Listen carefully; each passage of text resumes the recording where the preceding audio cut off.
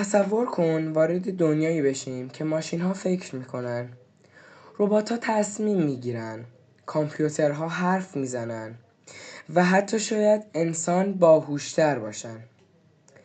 این فیلم علمی تخیلی نیست. این دنیای واقعی امروزه. هوش مصنوعی یا AI داره آروم آروم همه چیز رو تغییر میده. بازی‌ها، گوشی‌ها، اینترنت، امنیت سایبری، پزشکی، ماشین‌ها و حتی شغل‌های آینده. ولی پشت این تکنولوژی عجیب واقعاً چی وجود داره؟ امروزه قراره کامل و ساده بفهمیم هوش مصنوعی دقیقاً چیه؟ چطور کار میکنه؟ چطور یاد میگیره؟ چه انواعی داره؟ کجاها استفاده میشه؟ هوش مصنوعی چیست؟ سوالی که خیلی ها الان تو فکرشونه. هوش مصنوعی به سیستم هایی گفته میشه که میتونن کارهای شبیه انسان انجام بدن. مثلا چی؟ من و شما فکر میکنیم، یاد میگیریم، تصمیم میگیریم، تشخیص صدا میدیم، تشخیص تصویر میدیم، تحلیل اطلاعات و حتی صحبت کردن. کامپیوترهای معمولی فقط دستور اجرا میکنن، ولی AI سعی میکنه یاد بگیره. یعنی به جای اینکه برای هر حرکت برنامه ریزی بشه، از تجربه و داده استفاده میکنه. تاریخچه هوش مصنوعی. ایده هوش مصنوعی خیلی قدیمیه. سالها قبل دانشمندان میخواستن ماشینی بسازن که بتونه مثل انسانها فکر بکنه. در دهه 1950 برای اولین بار این فکر استفاده شد. اون زمان کامپیوترها خیلی ضعیف بودن، ولی دانشمندا باور داشتن یه روز ماشین ها میتونن حرف بزنن، شطرنج بازی کنن یا تصمیم بگیرن و کلی کارهای دیگه انجام بدن.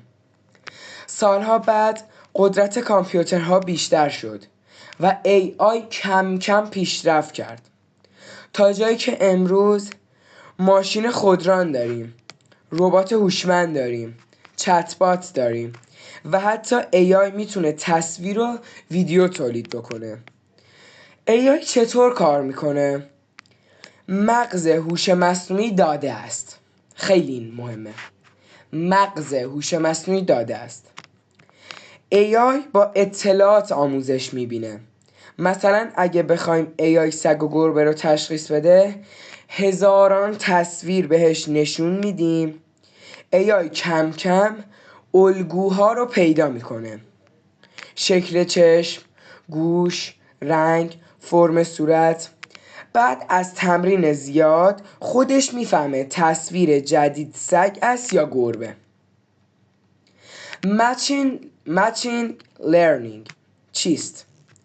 به این روش میگن مچین لرنینگ، یادگیری ماشین.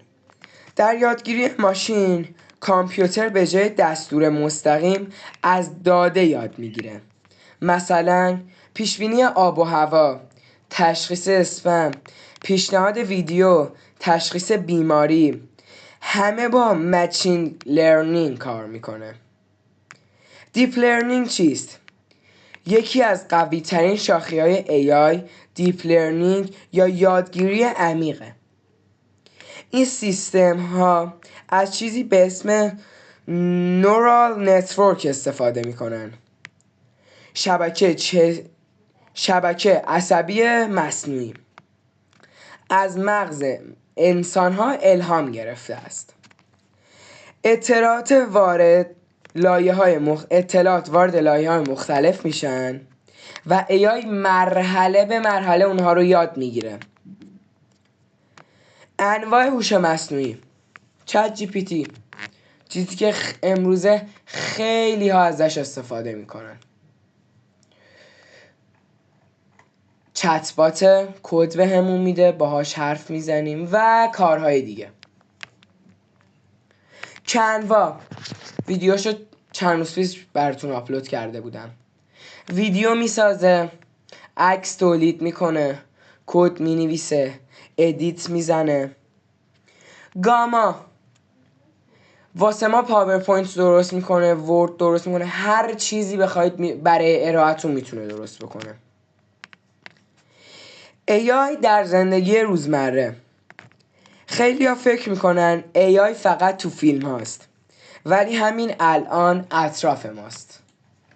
چت جی پی تی مثلا پیشنهاد آهنگ، تشخیص چهره گوشی، دستیار صوتی، تبلیغ هوشمند، ترجمه زبان، فیلتر شبکه‌های اجتماعی، همه با AI کار میکنن.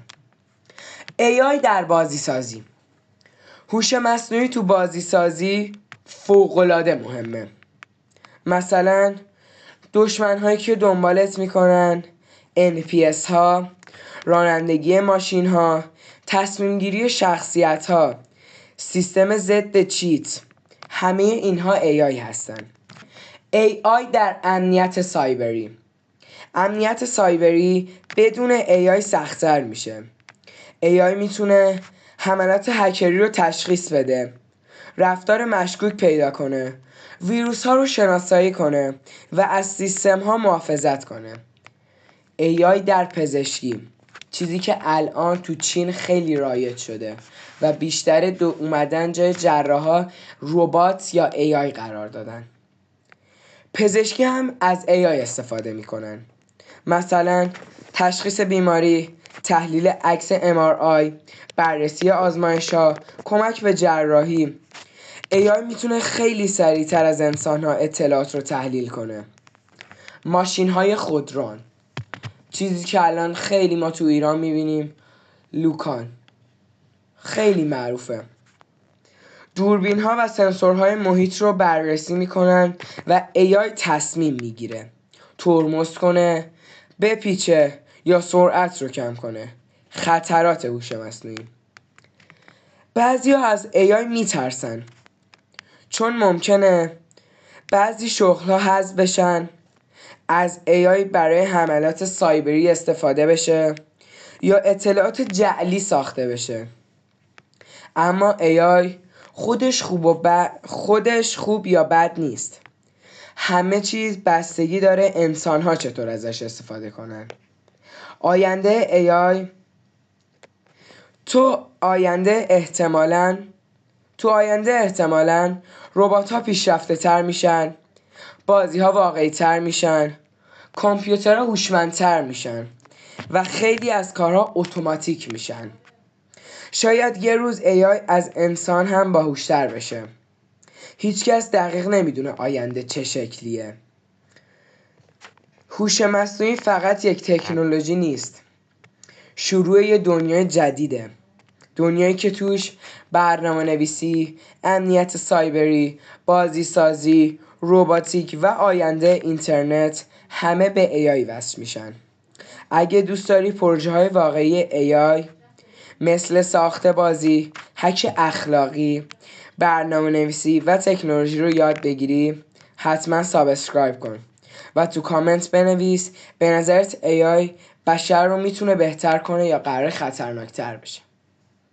ممنون که ویدیو رو تا اینجا تماشا کردید. خدا نگهدار.